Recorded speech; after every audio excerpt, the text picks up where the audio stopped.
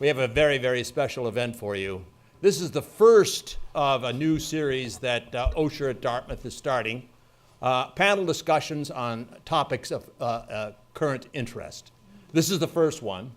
The next one will be on May the 10th, Why the Humanities, and then we're having one in September on clean energy. But I'm delighted to have you here, and I'm very delighted to say that we're being co-sponsored by the Rockefeller Foundation at Dartmouth.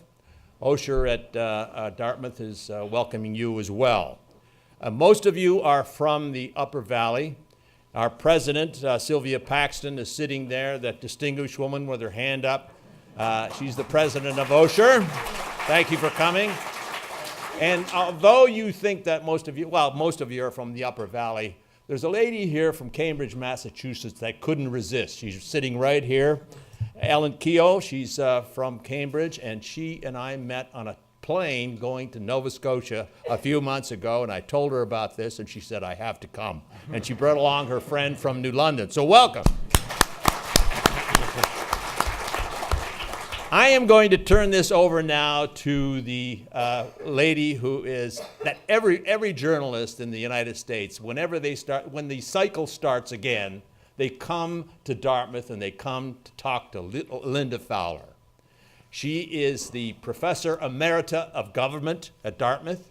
She's also a former director of the Rockefeller Center, and she's probably quoted more in periodicals and newspapers around the world than probably any other academic. So we're delighted to have her today as the moderator of this panel, and she will introduce the panel. Thank you, Linda.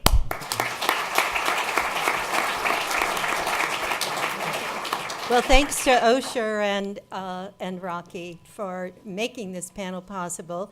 I have an easy job today because I have such a distinguished set of panelists here that all I have to do really is coast. Let me introduce them in order that they will be speaking. The first is Molly Ball, who's a staff writer for The Atlantic. She, if you have time, go to look at the series of articles that she's posted in the Atlantic Archive and in the New Yorker on the Republican issues that we're all looking to hear more about today. She started a kind of a traditional journalist career out in the heartland and moved to various papers. So she not only has a perspective from the East Coast, but she's reported on politics really from all over the country. She's been the recipient of several very prestigious journalism prizes, and had a fellowship at the University of Michigan. Maybe her most interesting accomplishment is having won $100,000. For her appearance on Who Wants to Be a Millionaire. So you may want to ask her about that at some point. At any rate, you see her frequently as an analyst on NBC, CBS, CNN, the whole alphabet soup. Our next speaker will be Benjamin Wallace Wells. Ben is a 2000 graduate of Dartmouth College. So we're always happy to have our distinguished alumni come back and share their experiences with us. He's recently become a staff writer for The New Yorker and wrote many articles on politics over the years for New York Magazine. In addition to recent articles on Marco Rubio and Donald Trump, he also has a very nice series on the New York Mets. So forth. And it's written for Rolling Stone, New York Times Magazine. He's a past fellow for the New American Foundation, and he also began as a political reporter out in the real world, this time with the Philadelphia Inquirer. The third person is my colleague in the government department, Brendan Nyan. He's been at Dartmouth since 2011. Prior to that, he had a 2-year very distinguished fellowship with the Robert Wood Johnson Fellows. He has his PhD from Duke University. Brendan got his start early in analyzing politics. As an undergraduate, he had a very well-respected blog. And we're the fellows you published All the President's Spin, were they also Swarthmore friends? One of us, yeah. One was, okay. So prior to doing anything, he was already a published author in 2004 with this book, All the President's Spin, which was very well regarded. He works on political scandal, so he's busy. He also works on misperceptions about politics, and that keeps him even busier. And he does some of this work with high-tech empirical methods, but also he's done a lot of experimental work on what happens if you give people incorrect information and then correct it, and whether they're more likely to persist in their false views. An article that he did on political networks won a very prestigious prize in political science. So you see, I don't really have to do much of anything. But what I did say I would do would be to sort of set the stage for you in terms of where we are in the race right now. Now, I was telling some of my buddies over there, we're not going to have any pictures of any of the panelists on bearskin rugs. We're not going to have we're not going to have any scandal unless you come up with something, Brandon. I don't think we're going to be calling each other nasty names or accusing us of lying or whatever. So it may be really dull compared to what you're used to. But here's the state of the play, and I've just put up a couple of things. So as of 2/28, as you know, there were caucuses on Saturday. So the top row shows what a winning Republican candidate needs in the left-hand column, 1,237 delegates, what the Democratic candidate needs, 2,383. As of Saturday, Trump has 739, although there's a little variation in what these tallies look like, depending on which website you go to. And they're off by, some say Trump has 740, some say whatever. Cruz has 465, Kasich has 143. There are others, and that includes some undeclared delegates, as well as those that voted for, that were, are bound for Bush, Rubio, and Santorum, I think, maybe has one. So there are 944 delegates still in play. On the Democratic side, Clinton, and these I split up because it has to do with the superdelegates. Clinton has 1,243 pledged delegates and 469 of what are called the superdelegates, who basically are not bound to vote for her at the convention, but right now they've said they're going to. Sanders has 975 with 29 superdelegates pledged to him, and then there are listed as 160, and these are mostly, I think, the uncommitted superdelegates. So remaining to be contested in the Democratic side are 2,049 delegates. So the remaining contests in April, we have Wisconsin, Colorado, Democrats in Wyoming, New York, Connecticut, Delaware, Maryland, Pennsylvania, and Rhode Island. This is a complicated field for the candidates in both parties. In May, we have Indiana, Democrats in Guam, Republicans in Nebraska, West Virginia, Kentucky for Democrats, Oregon, and Washington for the Republicans. In June, we have the Virgin Islands for the Democrats, Puerto Rico for the Democrats, California, Montana, New Jersey, New Mexico, North Dakota for the Democrats, and DC has the last word. Democrats allocate their delegates proportionately. The GOP, it's primarily winner take all, so the person who wins the state gets all the delegates, or there are various kind of winner takes most, where you're allocating some statewide and some by congressional district. If any of you have found this process confusing, just writing it down makes you realize how impenetrable our nominating process is.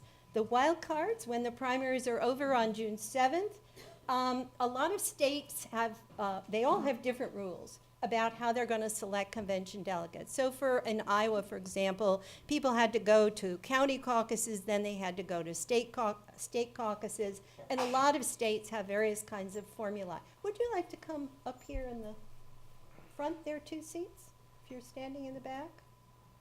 There are a couple of seats over here. So right now, the tallies look pretty close, but they may not actually end up being that close.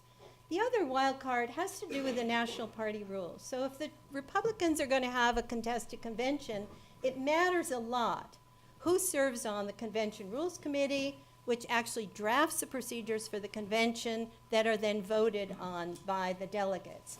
There's an appeals committee, which may deal with contested delegations in terms of who gets to be seated.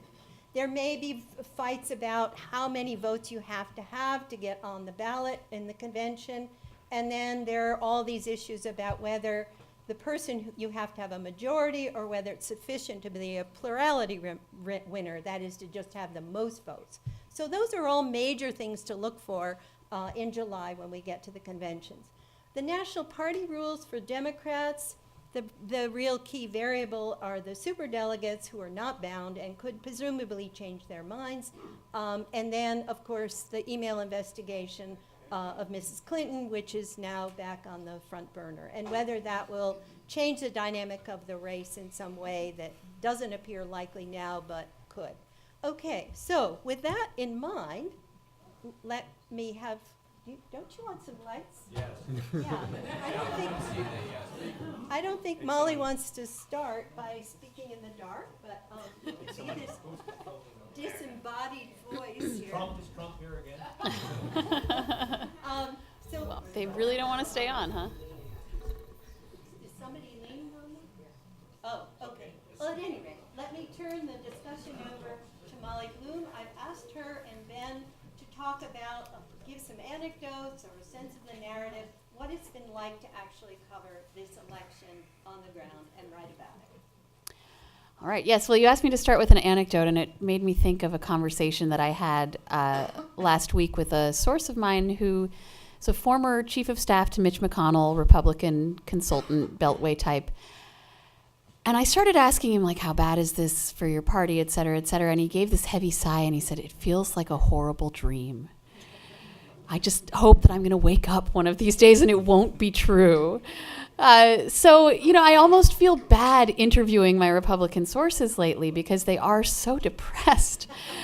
And, I feel mean asking them these questions. But this has been a fascinating primary to cover so far. Primaries are always better to cover than general elections. There's more drama, there's more characters, and the dynamics are less sort of set in stone based on the parties that people are just going to vote for no matter what. And this has been particularly interesting on both sides. We are witnessing, I think, a potentially transformative moment for both parties, but particularly for the Republican Party. It looks like it actually may be falling apart and breaking into pieces. I mean, the success of Donald Trump in this primary is something that nobody foresaw, perhaps including Donald Trump. I don't think he thought he was going to do quite this well.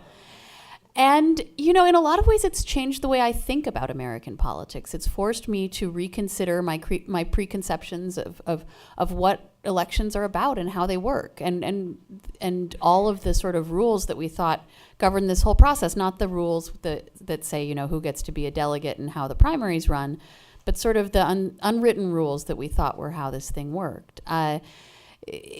The way the race is now, I think Trump is still the odds-on favorite to get the Republican nomination, but it looks precarious for him. This contest in Wisconsin next week is potentially decisive. Not decisive, it won't decide anything, but very important on both sides, because I think in a normal primary, someone who had won as many states as Trump had won would have started to accumulate some momentum. You would start to see the members of Congress and the Senate rallying around him. There would be a snowball effect. This started to happen with Romney in April, even though he had a more vigorous challenge than he originally expected on his right flank. He did start to do better and better as the realization dawned on a party to whom he was broadly acceptable, that he looked like he was going to be the winner. People like to be with the winner. But in this case, the resistance to Trump has only seemed to harden, and we've seen a very limited amount of rallying around Ted Cruz. You know, but a lot of people don't like him any better, particularly Mitch McConnell's former chief of staff. You know, if you had told Mitch McConnell 6 months ago that Ted Cruz would become the alternative, the establishment alternative to Donald Trump, he would have, you know, spit out his bourbon, I think. So, so it's a vexing dynamic for the sorts of Republicans who thought they were in charge. And so one of the operative dynamics of this election has been the breakdown of institutions like political parties, where I think part of the story is the internet and people's access to information and the ability to make a mass movement basically out of nothing based on your 6 million Twitter followers and your celebrity and not much else. And but it's also been very interesting to me, the sort of sociocultural ramifications of the movement that Trump has built, because I've been covering. I'm a war correspondent. I've been covering the Republican Civil War for years now. I've been in the trenches, on the front lines, but here's how I thought this worked. Right, we had the Tea Party rise up in 2009, and it was about the Republican establishment that was sort of broadly moderate, go along to get along, wanted to make deals and move in sort of a center-right direction. And the conservative movement. So the Tea Party was seen as a proxy for a conservative movement that was about a much more sort of obstructionist and a further right philosophy. And so you had these incumbent congressmen and senators get kicked out by far-right challengers, and people like Ted Cruz come to Washington and do things like shut down the government. So it was a very sort of neat binary. Then you have a Donald Trump come along, and it turns out there's this other base in the Republican Party that I think was also part of the Tea Party movement, but that's much more attitudinal and that has much more in common with what seemed at the time like a sort of blip, but I think was actually a more lasting phenomenon, the Sarah Palin Republicans. The Republicans who are not particularly loyal to the Republican Party, I think, but a movement that's much more based on resentment, on a sort of white identity politics, frankly, and on these views that are not at all part of the Republican Party platform, like being opposed to free trade agreements and opposed to entitlement reform. Those are two pretty major planks of Mitch McConnell's agenda that Trump is completely 180 degrees on the other side of, and that the people you meet at his rallies seem to be on his side of as well. And so there's a real splintering within the party about what it wants its face to be, what it wants to represent. And I don't think we know which way that's going to go. At this point, it looks very difficult for Cruz to get to the delegate number. So all the outcomes for sort of establishment Republicans are terrible. You have a Trump nomination, which I think would force a lot of people to outright quit the party, and there might be a third party movement. You have a Cruz nomination, which would be almost as unpalatable to a lot of people, in which many Republican elites believe would lead to a Goldwater-like defeat. Or you have a contested convention, potentially resulting in some sort of deus ex machina. But even in that instance, Trump doesn't go away.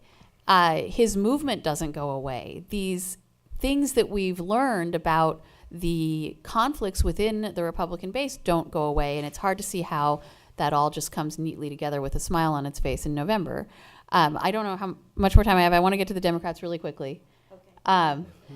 Because I think the Bernie Sanders phenomenon is another thing that not a lot of people saw coming, and we are seeing a Democratic base that is rising up in ways that its establishment did not foresee, and a similar sort of appetite for radicalism on the part of everyday voters that was not reflected in the sort of narrow band of acceptable political discourse. And so what I learn from the voters that I talk to, both at Trump events and at Bernie Sanders events, is that there are a lot of people in this country who feel that extreme times call for extreme measures, and that the country is in such a state of crisis that we've got to look for solutions outside of the paradigm of the things that we've always tried to do. So, Ben Wallace Wells? Yeah, sort of an interesting question is like, why are these times so extreme, right?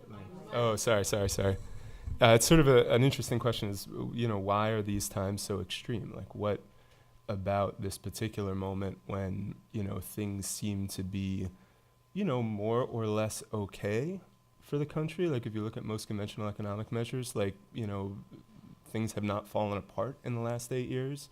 Like, why are we talking about such a, kind of collapse in the political system right now? And one reason might be that, the collapse is a bit less in the country than it is in the political system specifically. So, these guys are pros. I'm a little bit of a dilettante. I write about political themes, but mostly I write about social movements and political intellectuals, and I sort of tend to come into presidential elections, and I start writing about electoral politics sort of in that context. And one sort of consequence of that is that I spend the first few months making terrible prognostications and, pitching a million stories about Marco Rubio and, that nobody cares about a month or two down the line. But I had a sort of moment of clarity right before the South Carolina primary this time, where I had two conversations that at least made me feel like I had a sense about what was really happening, what was interesting in this election. The first was with a guy named Stuart Stevens, who was the chief strategist for Mitt Romney and is, just a amazingly bombastic sort of Southern character. And the reason I called him was to wonder about why the campaign against Donald Trump had gotten so little traction. And what he said to me was, he gave me this 2-hour rant. He was in a ski house in Quebec. And he said, it's really not about Trump. Trump has not found anything mystical. The problem is that nobody is really running against him. He said, you watch these debates and you look at these super PACs that are set up specifically to take on Donald Trump from the Republican side, and they make this very narrow case, which is to say that guy has fallen out of touch with conservative orthodoxy. And what Stevens says is, his voters don't care about, what his position on the capital gains tax rate is. It's not, to say this guy is not conservative enough is not a sufficient way to meet this. He said what you have to do with Trump is point out that he is a completely ridiculous person. That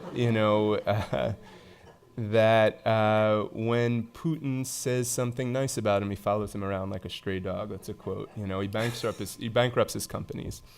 He brags about having sex with married women.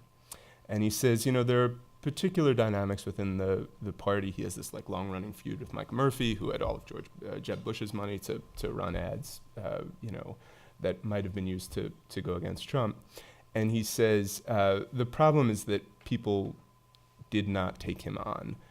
Trump has not found something mystical. He's just running against campaigns that aren't running against him. Bet on the guy that's in the race, right? So right after that, I had a conversation with a guy who's an Obama veteran and is sort of an informal policy advisor to Hillary Clinton right now. And this was sort of at a moment where, they were coming out of New Hampshire and Iowa, but they were pretty sure that the kind of African-American support for Clinton would hold and that she would win South Carolina. And he said, if we had Obama at the top of the ticket, we wouldn't be talking about any of this. Sanders would not have gotten any traction. The whole thing just goes away. And he was saying, it's not just that she has our candidate, Hillary Clinton, has a particular history that makes her vulnerable to challenges from the left. It's not just that she's not so adept at countering a kind of individual attack as Obama might have been. It's that they're actually, if you look at what Sanders is pushing for, a $15 minimum wage is not that far from, where most of the Democratic Party is right now. Hillary Clinton's for a $12 minimum wage and is open to local expansions. Student debt, campaign finance reform. These are long-running, basically down-the-line Democratic issues. There's no reason why we needed to, sort of concede this ground. And so that's a view. If you look at the two of those two arguments sort of side to side, that's a view of what's happening in the race. And the view basically says there is nothing strange or mystical happening in the country. What's happening is due to the particular dynamics of particular people who are the candidates. And so, I think that the way that I've come to see the race is sort of through that lens and sort of, in trying to figure out whether that view is correct. Like, has something really changed or not? A couple of observations. One thing, I don't know if I can really quantify this, but from having been at a bunch of Trump rallies and talked to a whole bunch of Trump supporters, I'm not sure that they are actually more racist or xenophobic or hostile than you found at Republican rallies and events all along the way. It doesn't feel to me like when I interview people one-on-one, the dynamic is so different than talking to people at Tea Party events back 6 years ago. And yet, right, as a mass, they are in support of and like kind of entertaining this theater of something that seems sort of beyond the bounds. And, so I start to think about a counterfactual here. And the counterfactual is, what happens if you take Trump away? What if Trump just, it never occurred to this man to run? It seemed like that was a coin flip proposition at some point. Do you have something like this movement that happens anyway? And I don't know, I kind of don't see it. Like, I think that you end up with a situation in which Ted Cruz is sort of the most conservative, he's the most conservative candidate in the field. You still have this kind of maybe winking racism, but nothing overt like we've seen. And that the dynamics that Molly, talked about within the party that we've seen for 8 years are still there. I was talking this afternoon, on the other side of the aisle, I was talking this afternoon right before I came over here, with a woman named Shama Sawant, who is the socialist alternative member of the Seattle City Council who led the fight there for a $15 an hour minimum wage. And she's a strong Sanders supporter, and was very excited about their results in the Washington caucuses. So I was talking to her about her, how did you get this kind of Sanders utopia in Seattle? How did you get this, $15 an hour minimum wage, bill passed? And her account was very rooted in traditional Democratic politics. It was, the unions came out, we had a kind of organization around it. It was very rooted in the kind of classic history of union activism and kind of the fair wage movement. And for me, the kind of, the counterfactual with Sanders is, what would have happened if you had Elizabeth Warren run, And I think that we would have looked at that and say she did exactly as well as Bernie Sanders has done so far, no worse and no better.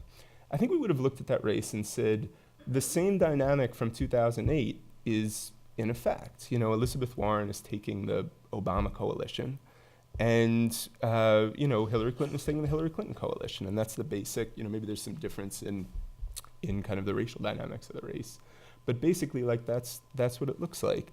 And so, I don't know that I'm definitive on this, but to me, I do think that unlike last time, unlike 2012, where it felt like, you had this kind of algorithmic contest between the parties, that in this case, personality, human psychology has mattered. I do think that there is a way in which things have changed, and it has to do with geography.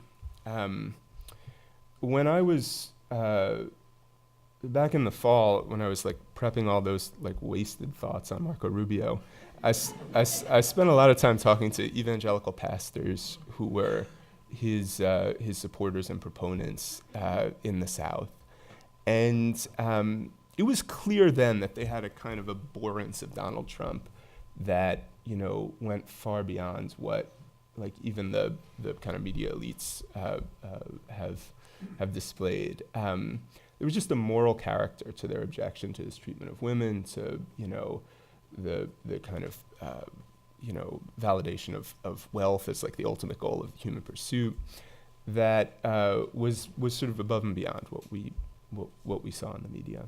And yet those people had no power, And when you look at the Ted Cruz campaign, which in this election has been sort of the banner under which the religious right has flowed, he has not run really a very strictly religious right campaign. He has not talked about, Hollywood or New York or gay marriage or, kind of social values at all. He's talked mostly about the fight for Washington. And so, I think that in that way, there's a little bit of a shift. For most of my adult life, we've thought of the basic character of the country as divided into red states and blue, and like the basic war as being sort of a cultural war. And I think that now the lines are changed. You see now Hillary Clinton talking about having to fight in districts in the Midwest where she hadn't, and that's sort of a parochial way of saying something more interesting, I think, which is that the way we think of the cultural composition of the country has shifted a little bit. I could go on, but I think I think we're going to come back to that. Okay, yeah. So let's hear from Brendan Nyhan, whose task is to apply what political scientists know about politics to this particular electoral context, which is a very difficult job. All right, I'll do my best. So I want to talk about both sides of this race briefly from a political science perspective. Let me start on the Democratic side. The book that's gotten the most attention within political science in terms of presidential nominations is a book called The Party Decides. And it had a lot of prominence in this election cycle as journalists and commentators cited it in trying to predict who might win the party nominations. So on the Democrat, we'll get to the Republicans. On the Democratic side, its predictions look quite good. So what the authors argue is that to win a presidential nomination, you have to be a candidate who can unite the factions of a party, who's broadly acceptable to the party as a whole. And Bernie Sanders has never crossed that threshold, particularly with African-American voters. And you can draw, someone did this I saw a graph of this, basically draw a line through his state level performance, and it varies almost directly with the proportion of African-Americans in the state. As a result, he is what they describe as a factional candidate. And Hillary Clinton, by contrast, is so broadly acceptable to the party that she had an unprecedented level of endorsements going into this election. She's outstripped any candidate in the modern era in terms of the dominance of the endorsements she's received. And so according to that theory, she should be the party's nominee. And she is, in fact, on track to do that. In fact, she's about a 95% favorite in betting markets right now. There's not much of a question, people who have real money on the line, that she will be the nominee. And so what's interesting about Sanders? Well, one thing is you should think about who is not in that race. So the counterfactual of Elizabeth Warren is really interesting. Hillary Clinton has been, I'd say, quite mixed in her performance on camera and on stage. But in the behind-the-scenes politics of the race, she was incredibly effective. She scared Joe Biden out of that race. She scared Elizabeth Warren out of that race, and almost everybody else. Poor Martin O'Malley had 5 people at his rallies here. She starved him of oxygen, right? Now, Bernie Sanders has filled that vacuum that she left, but that's a vacuum that was created by her success in keeping alternative candidates out of the race. So that's one point to make about Sanders. The second point I want to make, though, is the reason he might be significant is not just in moving the party potentially somewhat to the left, which I think he may have the effect of doing. He's certainly already forced Hillary Clinton to make more policy commitments to the left than it seems like she was anticipating making. He may be, though, important in the long-run sense in transforming the Democratic Party to a more ideological one. So there are political scientists who've argued that the Democratic Party has not in the contemporary era been as ideological as the Republican Party, and Sanders is approaching this race much more in the Republican style. And just to give you one example people thought was illustrative, when a series of economists pointed out that the economic estimates that the Sanders campaign had cited had no basis in fact, they basically said, ha ha, you silly elites, we don't like you. Which is the kind of response to expert opinion that people have often pointed to among Democrats on the Republican side, right? And there was adopting that sort of disdain for experts who didn't share their particular point of view. So that, I think, may be the Sanders legacy, or at least he may contribute to that trend. On the Republican side, we could talk about Trump, and I'm sure we will, for hours. I can't possibly do justice to it. I certainly didn't see him coming. I don't think almost anybody did. His success directly contradicts the thesis of the party decides. Okay? There's very few people in the Republican Party want him to be the nominee. In fact, they're guzzling bourbon every time they think about it. And yet he still is on his way to potentially being the Republican nominee. He's about an 80% favorite in betting markets. So there's a very high likelihood that he will be the Republican nominee, despite him being unacceptable to a large portion of the party. So, but set the party decides aside. We've never had a candidate like this, period. You don't need to believe the party decides to say that someone who's never held elected office is unlikely to be a successful candidate for president, right? We have Dwight D. Eisenhower as the possible exception, but he had just helped liberate Europe, right? So that's a sort of a different qualification than making hats and licensing your name to hotels. So it really is without precedent.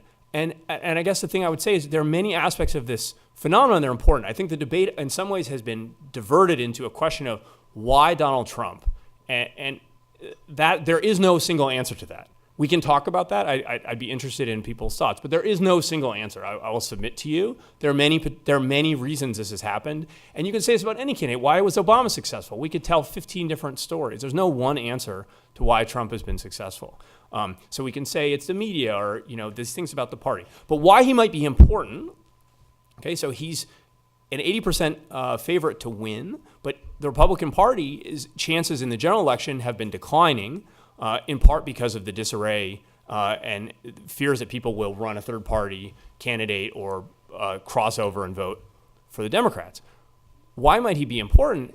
The thing that might be his imprint on the party, even if he loses, is by changing conservatism from being about this principled ideological set of positions that the party elite had held on to into a kind of populist nationalist appeal. Right? And there's a conservatism that looks like that we've seen in other countries. And there have been elements of it on the Republican side, but he's pulled the party more towards that. And since Linda asked for an anecdote, let me just finish with one anecdote that I think illustrates this point really interestingly of how he completely rejects Republican economic policy and social policy orthodoxy. I saw him in Claremont when he was here a couple of months ago, and he took questions, which is an unusual thing for him on the campaign trail, and someone said, Mr. Trump, what are you going to do about welfare? Now, if you've been to a Republican campaign event or seen a Republican campaign event in the last 30 years, you know the standard answer to that question. He said nothing about welfare. He said, I will protect Social Security and Medicare. That was the first thing he said. He didn't even pay lip service to I will stop fraud and abuse and make sure that we protect the work ethic and all the things that you would expect a Republican candidate to say. It was a remarkable moment, and I think suggests just how much he could change the kinds of conflict that we see between the two parties in this country. Okay, wow, you guys are great, right on the money.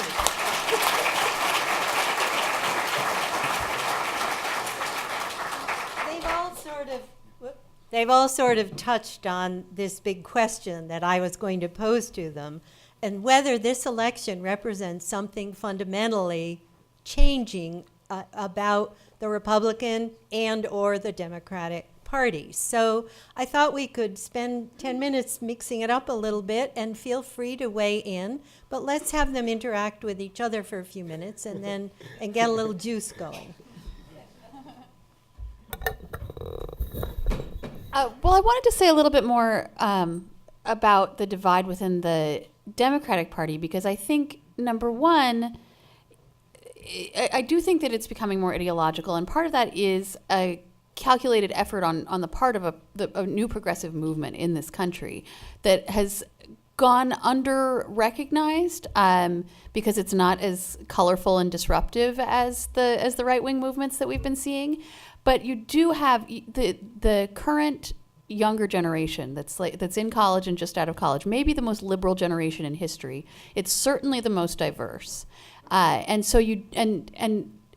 when you look at how Obama won the Democratic primary, he united the young voters, the white liberals, and the minorities. And those are the backbone, those groups are the backbone of the Democratic Party. So the reason it's been hard for Hillary is she's got the minorities, but she doesn't have the young voters and she doesn't have the white liberals. So you're seeing the Democratic base that Obama unified fracture in a couple of different directions demographically. And so that's why I think also because, Republicans knew they had problems before this year. The Democrats were sort of whistling past the graveyard, I think, and didn't realize the extent of some of the divisions. Now, does all this go away when Bernie Sanders stands up at the convention and endorses Hillary or whatever he's going to do? Maybe so. But I do think there's a potential for a serious divide there. Or Clinton picks Warren as her Veep, which is my pick for how she should solve this. This is why I don't make predictions. I don't like looking stupid later. I think one thing that's sort of interesting here is to think about non-voters for a second. So we spend all this time talking about people who vote regularly, but we know that there are a lot of people in this country, particularly in this country, who don't vote. And we've known for a long time what their preferences are.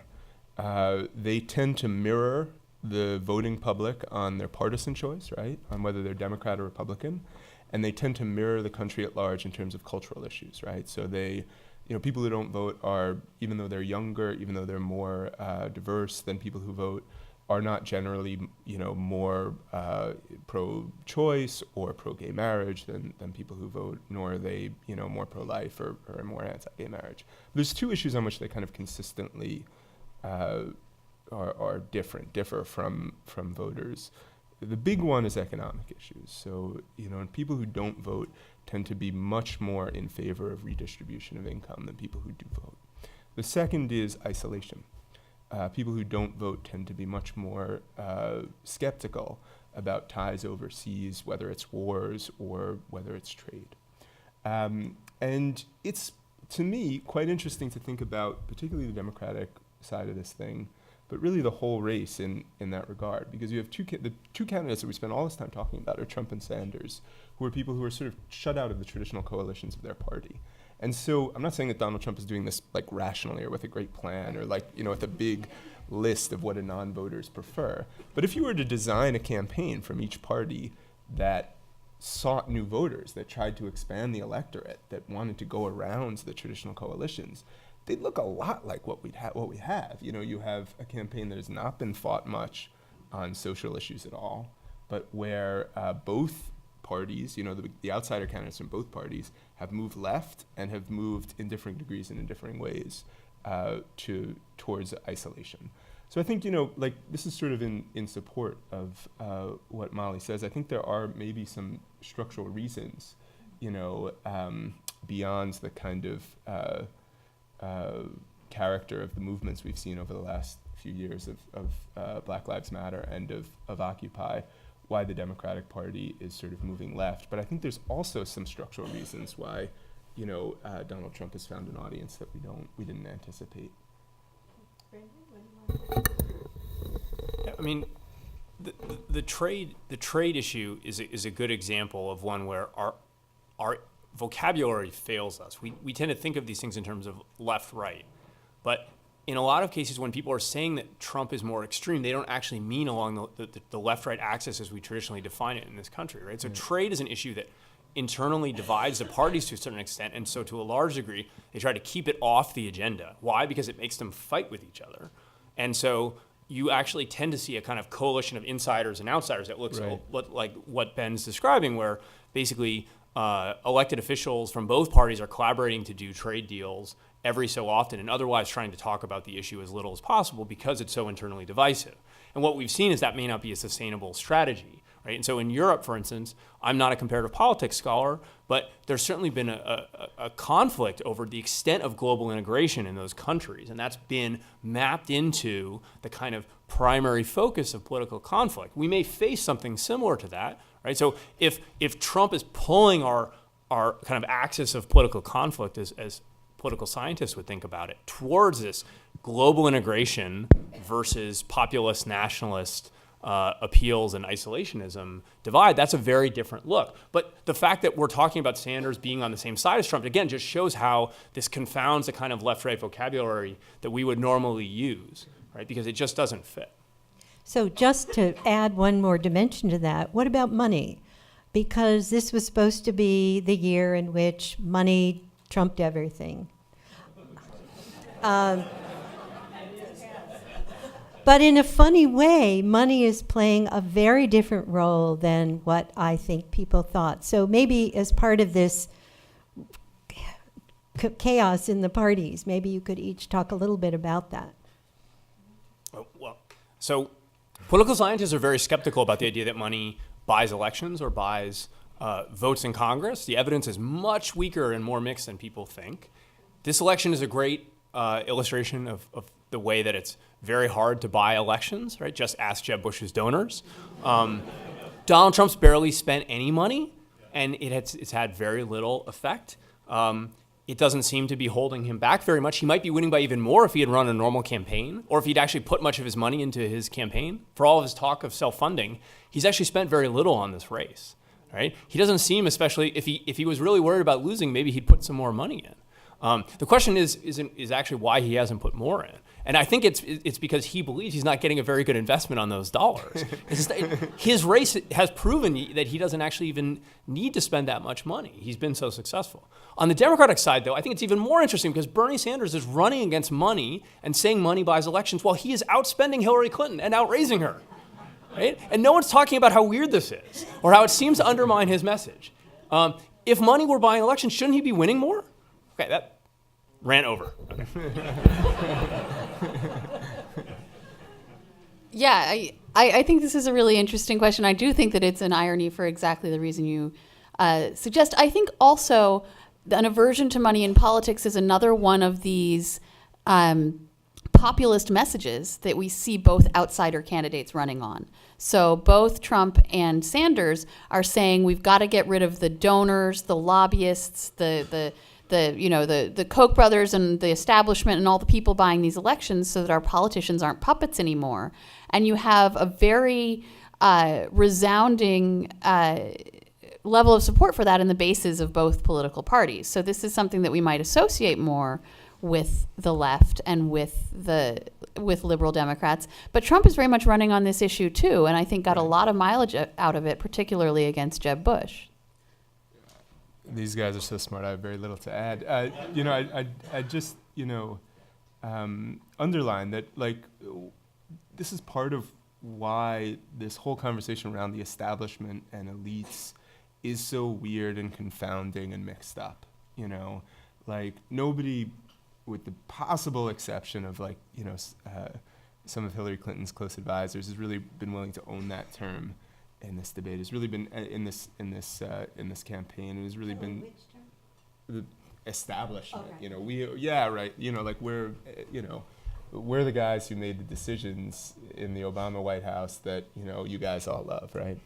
And this is just sort of another way in which that dimension is so mixed up and confused, where what does money buy you, and who has money, and what is we saw Scott Walker's campaign, which had all the funding from the Koch brothers, collapse because he had, he was unable to keep his lights on, basically, because he had, super PACs couldn't spend on that. It's just this, it enters into this kind of basically mixed up axis around power that's gone all the way through the election. All right, now we're going to turn the questions over to the audience, and I will call on you.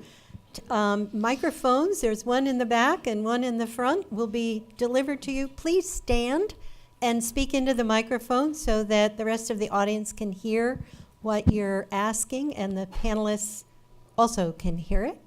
And panelists, just feel free to jump in. It's almost impossible to stand. My name is David Russell. I've got the desk out. The question to the panel is, normal participation by eligible voters in the United States for the last presidential election was around 55%. With all of this noise, what happens this time around?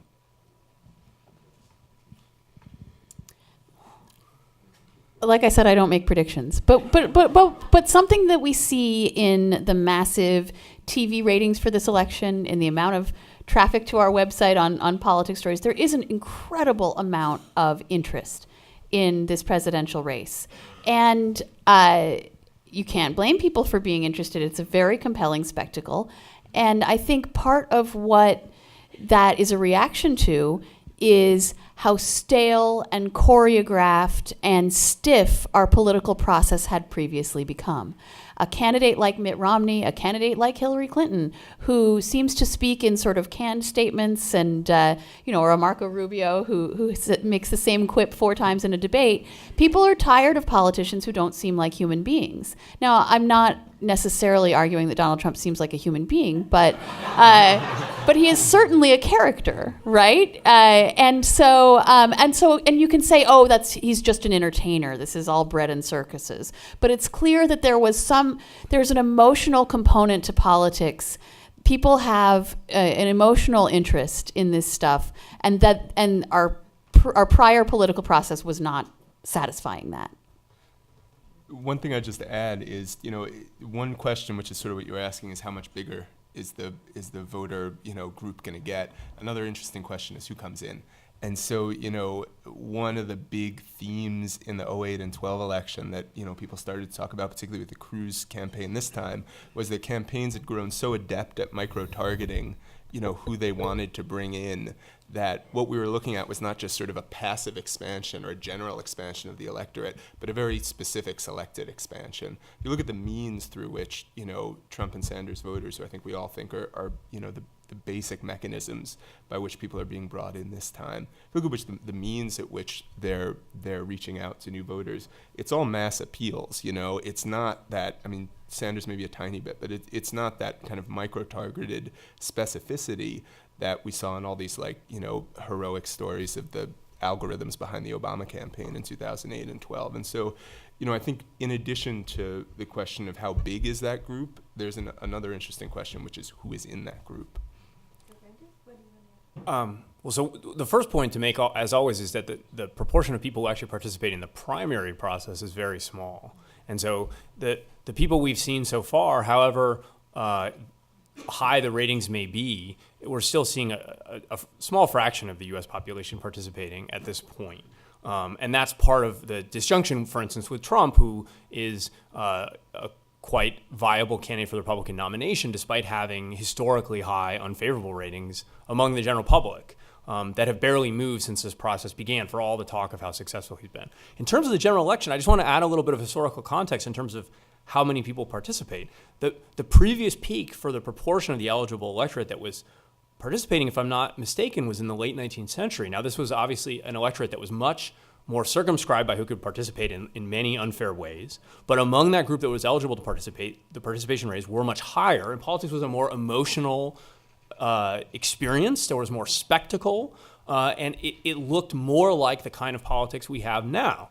And the progressive movement, the old progressive movement, not what we think of as a synonym for liberals, the old progressive movement was trying to transform that into this much more calm and rational and circumscribed process, right? But so there may be a difficult trade-off between the kind of politics that engages people who aren't otherwise interested in politics and the kind of politics that we might think of as meeting our ideals for public debate, right? And so this election, for all the things about it that may be troubling in terms of thinking about our politics as a country, people may be more engaged with it in terms of participating than we've seen in quite a while.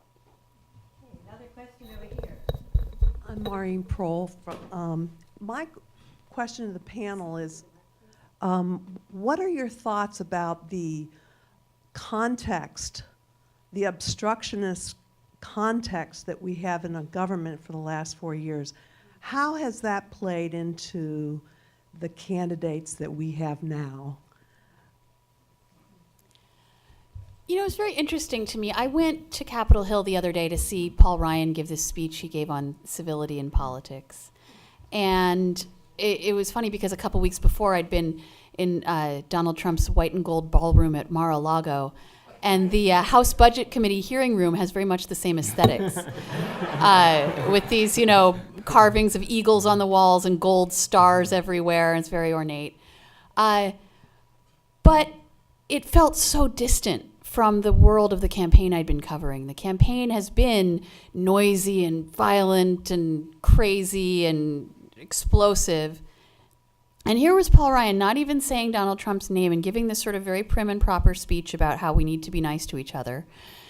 And it just felt like this bubble. It felt so far from the real sort of passions animating the people in this country. You could understand why people see their leaders as sort of out of touch. And on the way out, he was speaking to a group of House interns.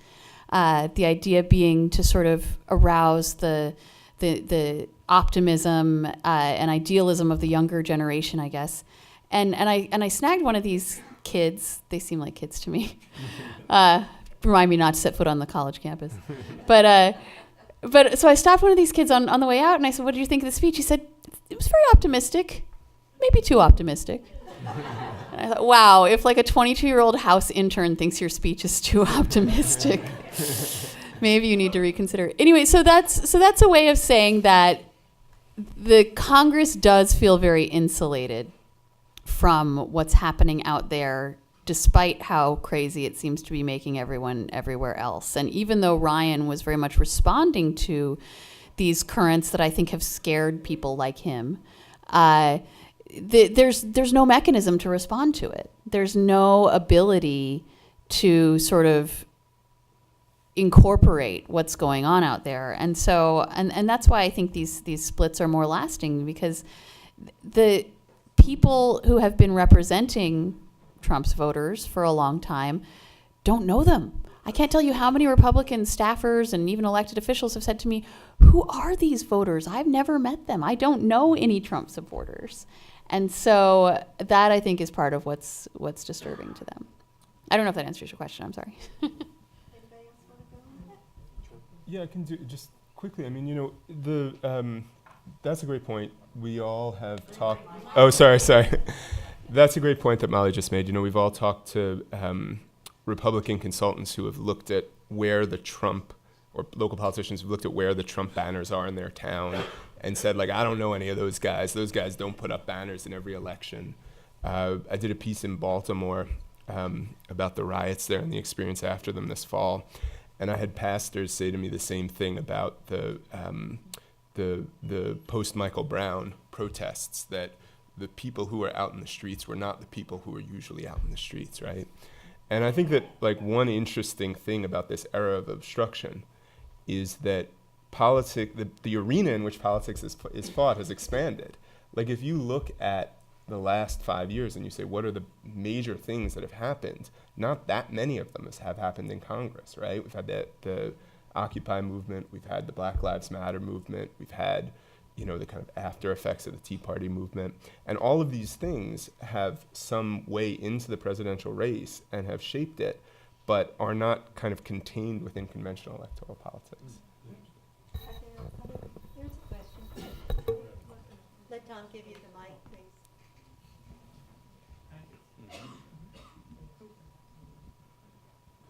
My name is Bill Williams. You are leading me into my question, which has to do with the makeup of Trump's constituency and Bernie's constituency. Not only were the pundits fooled, we all were, by their great success. Nobody predicted this for either one of them, and I don't think either one of them expected this kind of success. I mean, Bernie's been pushing his ideas around, and no one's been listening for years. And the fact that he was a socialist, normally in past years would have condemned him to isolation. But somehow there was a readiness in these outliers that following both of them, that they touched the button. And I'm not sure how much the constituencies believe in what they're saying. They may, the young people with Bernie may, but certainly Trump hasn't figured out what they want so he can give it to them. He's just talking about himself. So what's your question? The question is, can you talk about these two groups and compare and contrast them? Sure.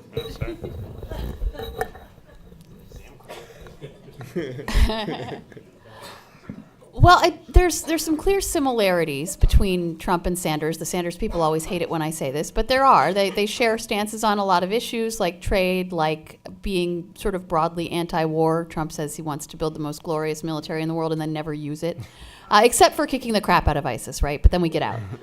I think that's how it goes, and making Mexico build the wall, of course. But you know, you do. I don't want to blow this phenomenon out of proportion, but there are a fair amount of voters also who I've met who say that those are the only two candidates that they would support. I met this 27-year-old at a Trump rally who was sort of wearing like a tank top and had tattoos all up and down his arms, and he was supporting Trump because he thought that the refugees were dangerous and we've got to build the wall and keep out the immigrants. That he felt were threatening his livelihood and his personal safety. And then he said, the only other candidate and he said that his older brother had died in the war in Iraq and left behind 3 small children. And he said the only other candidate he would support was Bernie Sanders because he doesn't think anyone should have to work more than 40 hours a week to make a living. And I think there's a lot of Americans who have either that specific set of views or a set of views that is broadly unorthodox, that doesn't correspond to a party platform. And so these are the types of people who are looking for a candidate who number one is an outsider, but I disagree with your impression that Trump doesn't stand for anything, because I think there is a very specific set of views that he stands for, a set of views that says, again, antithetical to the Republican Party platform, or to the desires of like the U.S. Chamber of Commerce, we've got to have less immigration, less war, more Medicare and Social Security, and fewer of these trade deals. And he's very consistent on those points, and I hear people specifically responding to them. So are there any students who have a question? Brendan's one. Can I add one thing? So just one, again, I don't want to equate their support either, because it is different in lots of ways. But one interesting point is that they both have drawn support disproportionately from constituencies that have not been well served by the current economy. Right? So young people, in the case of Sanders, have graduated into a terrible economy, often are not graduated, and especially for young people, they've been very hard hit by that. And Trump is disproportionately drawing from people without college degrees who've barely seen net wage increases over the last 30 years. So it's not surprising that they're looking for something different. That's not the only reason that either of them have support, but it's certainly a reason that people would question their current political allegiances or become involved when they otherwise wouldn't have. Okay. Here's somebody in the back. Hi, I'm Justin Moffett. I'm a senior, and I interned on the House side for 2 summers, so don't worry, we didn't take offense. There's actually a bunch of us in here. One of the first lessons you learn is that the kids in the sandbox are actually the elected members themselves on the House side. But one of the things that I learned and a couple other interns learned was that on the House side and on the Senate with Republicans, very few people like Ted Cruz. Like, he is an ignoble person, just interpersonally. And I'm wondering why that hasn't necessarily been translated in the media, especially since you suggest that the campaign is one of personality and not necessarily policy. Is it that Trump has sucked all the oxygen out of the room and all the attention, and everyone's just focusing on his personality, not to show that people don't really like Ted Cruz generally? And then also in a campaign of personality, it would seem as though Ted Cruz doesn't really give much personality compared to Trump. I mean, a psychologist did a study of his facial expressions and actually explained how inhuman they are compared to. No, like they said, with what he's saying, the fact that his eyes don't crease and when he smile or does not smile is actually inhuman. So why hasn't this been spoken about more in the press? Okay, so to add a more clear question, is it really that Ted Cruz's support is really premised on the fact that he's anti-establishment and those voters see it as the enemy of my enemy is my friend, or is it that they just don't really understand Right. who Ted Cruz is personally? So I think there's two things that are interesting to me about your question, which is great all the way through. One of them is I feel like I read a lot of stories about like Ted Cruz is licking that booger off his mouth at the last debate, or about there were like all these questions. His back in the college fall. roommate hates him. Yeah, there's all these questions back in the fall about like how an unlikable man could become president. The other interesting thing in your question is I'm not sure that I think of Ted Cruz as a success so far, given where he started. I know he's the second to last man standing, probably, whatever John Kasich's oddball campaign does next, who knows? But given how we think about the Republican Party and the kind of uncontested path he has to both libertarian voters, there's nobody else, no other major candidate has anything like the kind of pull for libertarian voters that he has, and religious voters who, I made the case a second ago that it's like a less essential part of the party than it was, but it was, the emotional core of the party for a long time. It's not obvious to me that we would be expecting Cruz to do better than he has, but I think that if the media, you'll probably talk about the media at some point, but the whole campaign around the media has been fascinating, in part because Trump found a way in through this technology television that we thought was totally retrograde. But I think that what's happened is that people have focused on what seems scarier and more interesting to them. And Ted Cruz represents a kind of pair of fairly well-defined and well-understood parts of the Republican Party that do not seem to be growing rapidly and do not upset our conventional understanding. And so I think just the seduction of talking about Ted Cruz is way lower than the seduction of talking about Donald Trump. Go ahead. People in D.C. absolutely hate Ted Cruz, and it's very personal. It's not just because they disapprove of his tactics. They see him as out for himself and willing to throw anybody else under the bus. Ted Cruz has used that to his advantage because the voters he's going for hate all those people in Washington. So if they hate Ted Cruz, there must be something good about Ted Cruz. That's number one. Second of all, Ted Cruz's voters are motivated by ideology. And he is very much the candidate of this conservative movement that has been organizing since the 50s and that engineered the Republican convention for Goldwater in '64. And so these are the Republicans who join 9/12 committees in towns in New Hampshire or belong to Second Amendment rights groups or email lists about individual liberty. The Republicans, not even necessarily Republicans, a lot of them consider themselves conservatives before they're Republicans. But they listen to talk radio, they read right-wing websites, they go to meetings, they're very committed to ideology. And what I think Ted Cruz failed to anticipate was that, yes, you have this small hard core of, say, religious right voters who go to meetings, but there's a far larger group who only go to church, and they may be more interested in the sort of gut level appeal of Trump. And so we've seen the leaders of conservative institutions rally around Cruz, but a lot of their followers rally around Trump. Just one last point on Cruz. I want to defend Cruz as politician to Justin, my honor student back there who asked a question. I think what you're describing makes it all the more remarkable. And I would just say Ross Douthat had a nice column in the New York Times about just how adaptable and dogged Cruz had been as a politician. He's completely changed his approach 5 different times. He tried to go in the establishment door and that swung shut. And then he completely envisioned himself as this outsider. Right? This is someone who went to Princeton, was it Princeton and Harvard? Harvard and Princeton? Anyways, okay. Yeah. And is married to, this high-achieving Goldman Sachs banker, and he's positioning himself as some sort of outsider. And then adopted all these things from Donald Trump and has just been absolutely relentless and has just, maybe Nixon is one of the examples you would think of as someone who is not personally likable and yet incredibly successful. But one other thing about him is he's a very good debater in a cycle that has rewarded debates more than any other. right? So George H.W. Bush was almost incoherent. Bob Dole was a terrible debater. We can go through a list of national level politicians who are not good at debates. Ted Cruz was a national champion debater, and it shows, right? So he looks impressive on TV, and I think we probably underestimate how important that would be.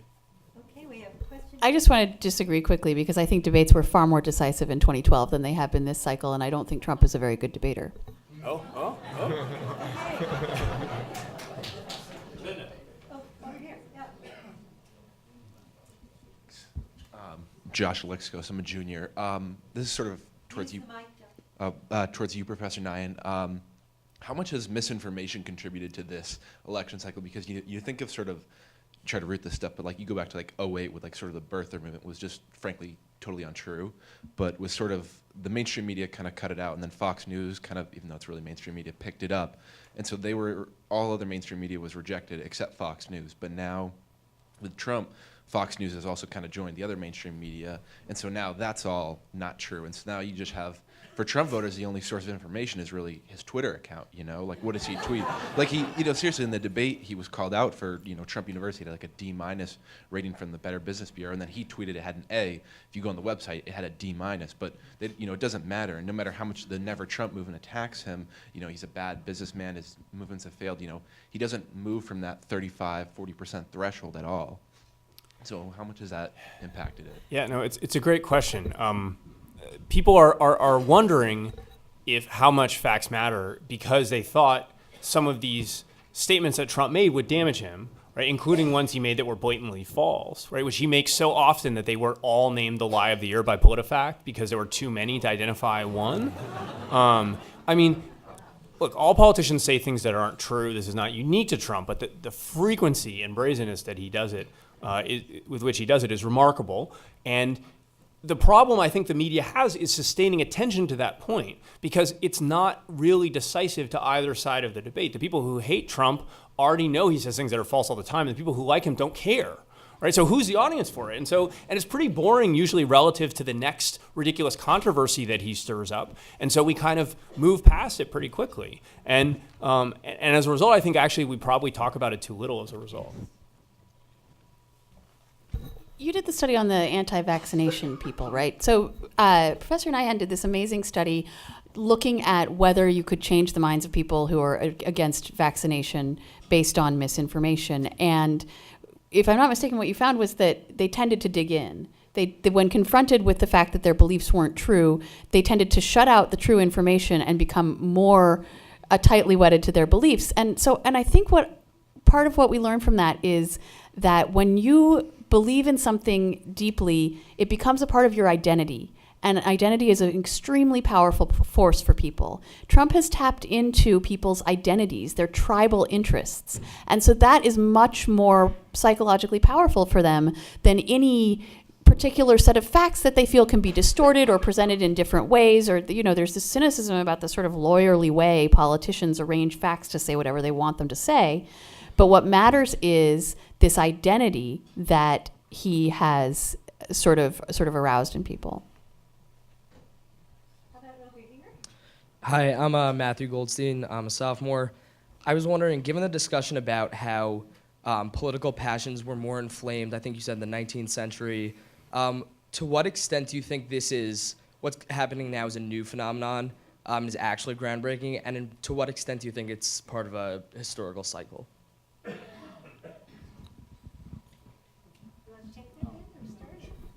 Sure. I mean, I think it's a great question.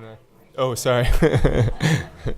I think it's a great question. I don't have a great response to it, honestly. I think that one thing that we can say is that, there's a real reason why this is happening now. If you look at the situation, after the 2008 financial crisis and the kind of social movements that followed it, it's Trump to some degree is like unexpected, but the kind of movement of the country left, the fragmentation of the ability of both parties to sort of hold a center, like those are things that are happening for real reasons that go beyond like a kind of cyclic effect. So I would say I don't really know what the kind of historical cycle looks like. But my feeling is what we're looking at now, you can explain it without getting to that. You can explain it just looking at like what's happened in the country over the last 5 years. So, can I add one thing, Linda? The late 19th century is a great comparison because that was the last time our Congress was as polarized as today's is. The difference, though, is that ideology is so tightly mapped to party right now. And I think you can feel the system straining against the ideologically polarized parties that we have, right? So for all the talk of how discombobulated the parties seem in the midst of primaries, the way they vote in Congress is as divided as it's ever been. And that poses a real challenge for our constitutional system, to go back to this question about obstruction, because our system is not designed to handle that level of division. It's very easy to shut down, to block any action in government, and that produces a very high degree of frustration with the system. And I guess I would just say, when you think about how you feel about the current situation, how you would feel if the shoe was on the other foot, right? So those of you almost everyone who was frustrated by obstruction in the Obama years did not feel the same way during the Bush years and will not feel the same way during the Trump years, right? I can almost map you into those three boxes, right? And that's the problem. As much as we all want to venerate the system over our own party, it's very difficult. And so I think that the broadest question we have to think about is how do we make our system work when we have these unprecedented levels of polarization? Can I add one thing? Just really short. I always tend to want to put things in perspective and insist that what's happening now only seems like a big deal because we're living through it. And so I was talking to like some historian or political scientist or someone and said, how can you say that things are that bad now when, in the 19th century politicians were beating each other with canes and shooting each other on the floor of the House? And he said, all right, I will grant you that it doesn't look that bad compared to the run-up to the Civil War. Are you happy? We have a question in the back, and then we'll see how much time we have. Right here. Hi, I'm Island. I graduated in June. I work at the college now. So I'm sort of trying to tie a bunch of things together. So Molly was attesting to how Trump has tapped into sort of this tribal sense. And then earlier, Ben was speaking to the fact that Trump was not this mystical figure. And yet I would make the argument that this scene wouldn't look the same if it was somebody other than Trump. So yes, you can't make the argument that he's some black box mystery, and yet he has tapped into something that nobody else has tapped into thus far. So could you guys maybe speak to what you think the substantive consequences will be should he get elected, other than, a mass exodus to Canada and the the traditional worries about new Supreme Court justices and the like? Since Trump is a unique entity, we will see unique consequences. I think you're right. What I was trying to say was not that Trump is not a mystical figure. I think he's a unicorn, man. It's that he hasn't tapped into something totally unpredictable in the country, And so I think actually that in this campaign, personality has mattered just incredibly, and that in a way you could look at the 2012 election and say this is basically a structural election. In this one, things are different. I think that I don't know what's going to happen if there's a Trump presidency, and one reason is it's hard to map what the Republican response to that would be, But it does seem to me like one thing to note about this election is the experience of people are facts on the table now, right? Like there are people who think of themselves as progressive who gathered around a TV screen at Sanders' headquarters in Iowa when he was about to win and Hillary Clinton was up there giving her speech and shouted, "Liar, liar, liar" at her. There are people who cheered when protesters were beaten up at Trump events. Like those are human events that can't be taken away. And so as much as we might like to say, many of the, operatives I've spoken to, the policy people I've spoken to have, as Molly said at the beginning, have just wanted to believe that this is a bad dream. I think that these things really happens now, and we have to, and people participated in them. And I think that kind of matters going forward. Two things I think are especially important if Trump wins. The first is the president's scope of action on foreign policy is greater, and in some ways his what he said, for instance, in his interview with the Washington Post about his potential foreign policy is far more groundbreaking than anything he could do in domestic policy, where Congress circumscribes his scope of action so dramatically. Right? So in foreign policy, his discussions of reorienting our alliance structure and all these things could have tremendous consequences for the security of the world. And then in the domestic front, it's this idea again of straining against the Constitution. The vulnerability of presidential systems is that they don't have good ways of resolving political stalemates. Some parliamentary systems, for instance, you could call an election if there was a political stalemate. If Trump has a political stalemate with Congress, what happens? Right? We already had a stare down over the debt ceiling. We could have a lot more, right? This is the man who prides himself on making deals under a President Trump. And those can be very high stakes, right? We averted disaster on the debt ceiling, but the consequences for some of those kinds of things can be very severe. I do think, though, it's interesting that as he has intermittently sort of tested his general election message, he does talk about making big, beautiful deals with Democrats and Republicans. And in a way, he serves as a rebuttal to the stalemate and the gridlock and the obstructionism in Washington. He's saying you have a president that can't work with the Republicans who don't want to work with the president. There are things that they agree on that they still won't do because they just don't want to give each other a win. And I would get in there and I would bring everybody together. So I think that's a tremendous irony of the whole phenomenon. It's also just hard to know what he really means. You know, like, he's literally contradicted himself so many times that it's just hard to know. Okay, what do they call it? So- One over there. So we're getting close to 6 o'clock. Some of you may be restless and need to go. If so, we won't think you're rude if you just get up. But some of you look like you still have questions. So, Joanne, could you grab somebody over there?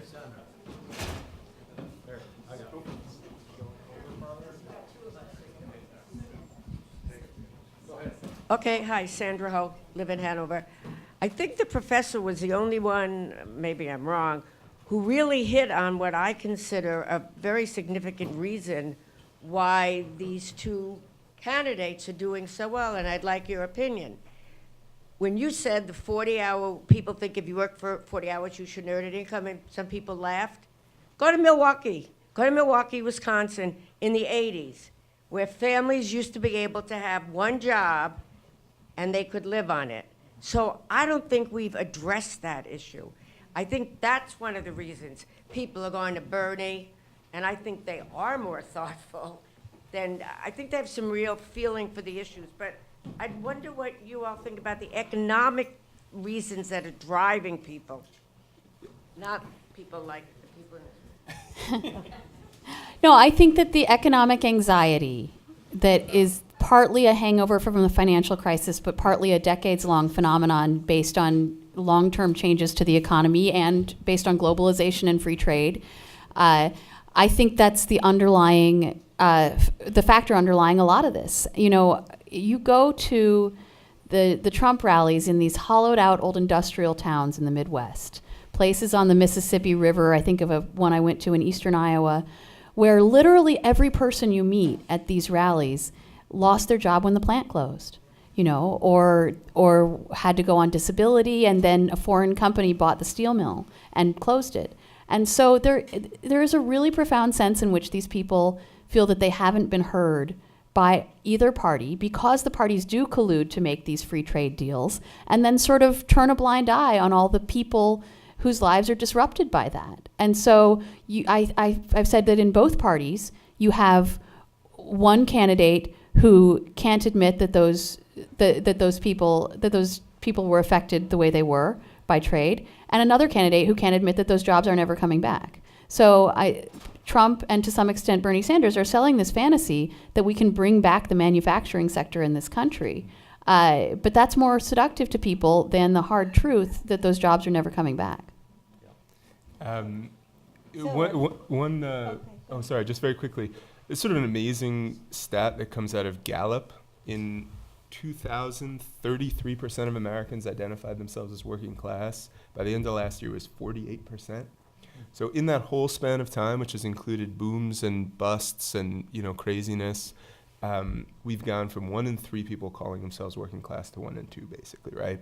And so what does that mean? And I think one way to think about what that means, setting aside all the economic indicators, what it means is that if you say you're working class, you feel like you don't have control over your economic situation. You feel like your ability to do well in the world is conditional on what happens elsewhere.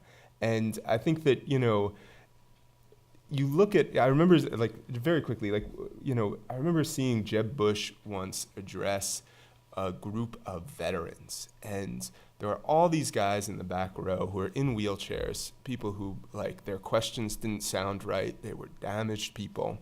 And, he kept talking about the problem with the VA being like that doctors didn't have laptops so that they could sync up, one record to another, which is like, I'm sure like a legit problem with the VA. But he couldn't say, like, the problem is we've sent you to too many wars, And I think that there is a way in which this election has made vivid the kind of that identity change, that now we're talking about a country in which more like Europe, in which half of people see themselves as working class, in which Paul Ryan has to take back the kind of Randian, makers and takers line, in which, the kind of American idiosyncrasy of a country in which we believed in universal aspiration, we believed that everybody was going to get ahead, has sort of faded a bit. And I don't totally know whether that's permanent or not, but I think that in many ways this is the post-2008 election, the post-financial crisis election that we've sort of been waiting for. Okay, we have one last question over Yes. there. My name is Sam Hanford, and I'm old enough to remember the Goldwater election. And frankly, in talking about Trump as president, it scares me. And a lot of people were scared of Goldwater. In fact, I remember an ad. Well, you probably remember this of an atom bomb going off. And I don't know whether there was a bigger turnout for that election than others. But Goldwater got wiped out, and I think it's because a lot of people were actually scared of him being president. I just wonder if you think there's enough people that are going to be literally scared of a Trump presidency. About half of Americans say a Trump presidency scares them right now, according to the polling data. So, and his unfavorable ratings are about 63, 64%. So whether you can be elected with those sort of numbers is a question we'll find out. Hillary Clinton's favorable ratings aren't very good either. I'd say a significant minority is scared of her too. So, this is a remarkable campaign in terms of how negative these candidates' profiles already is just at the very beginning of this race. So I'm not optimistic about joy and cheerfulness in the months to come. Okay. Okay, thank you very much, and let's have a big hand for Linda and the panel.